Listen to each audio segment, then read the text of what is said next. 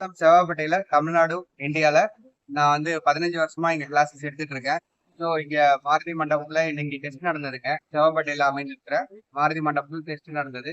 பசங்களுக்கு எல்லாத்துக்குமே வந்து டெஸ்ட் நடத்தி, அவங்களுக்கு கிரேடிங் நடத்தி, அவங்களுக்கு அடுத்த பெல்ட் ப்ரமோஷன் கொடுக்கறதுக்கு இந்த டெஸ்ட் நடந்தது. ஸோ இங்க வந்து ஃபாரினர்ஸ் வந்து என்னோட ஃப்ரெண்ட்ஸ் வந்து ஒரு 10 பேர் வந்து யுஎஸ்ல இருந்து வந்திருந்தாங்க.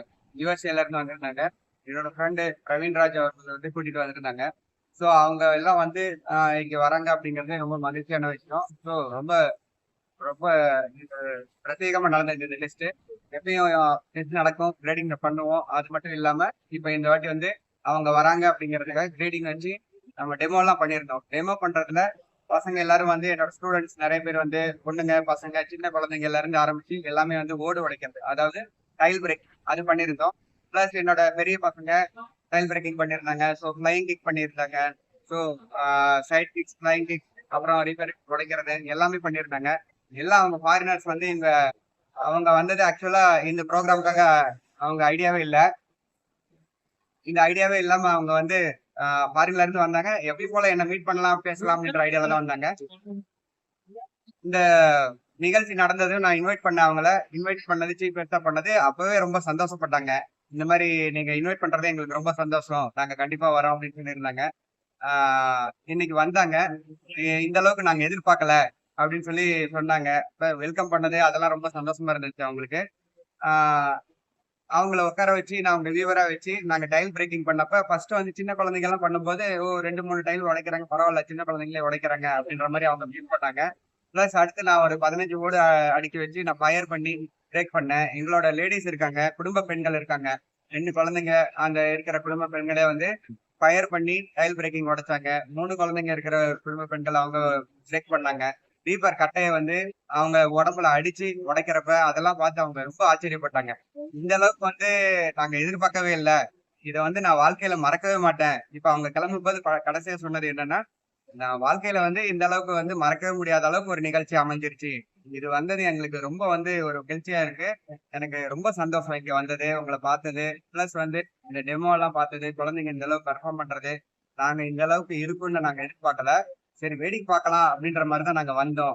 நீங்க நடத்தின விதம், மரியாதை கொடுத்தது, பிளஸ் வந்து நீங்க வந்து டெமோ பண்ணது, இதெல்லாம் வந்து எப்பயுமே எங்களால மறக்க முடியாது.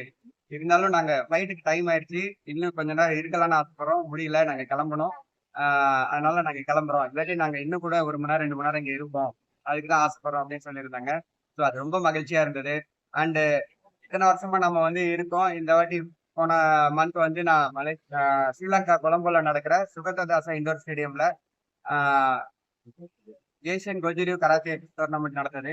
அதுல வந்து நான் வந்து வின் பண்ணியிருந்தேன், பிரான்ஸ் மெடல் வின் பண்ணியிருந்தேன் வெட்டரன் கேட்டகரியில.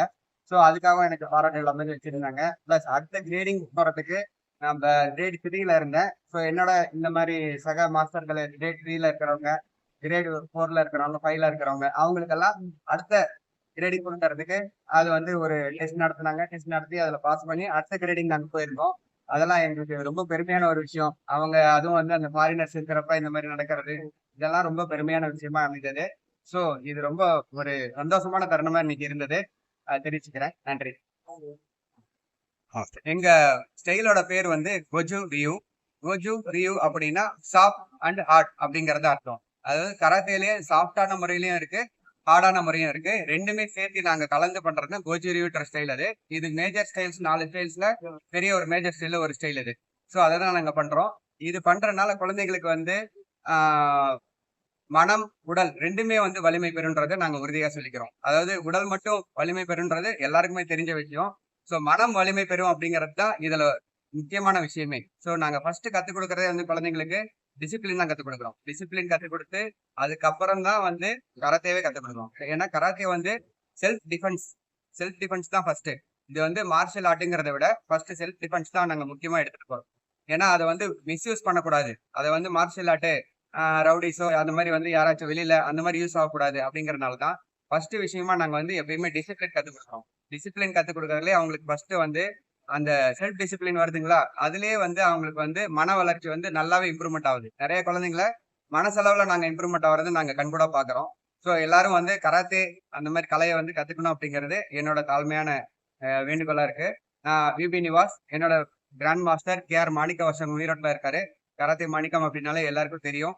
அவர் தான் எனக்கு உறுதுணையா இருந்து இவ்வளவு வருஷமா வந்து எனக்கு கராத்தே கத்துக் கொடுத்து நான் இத்தனை வருஷமா கராத்தே கலையை வந்து மேல எடுத்துட்டு போறதுக்கு இவர் தான் முக்கியமான காரணமா இருக்காரு. நன்றி, வணக்கம்.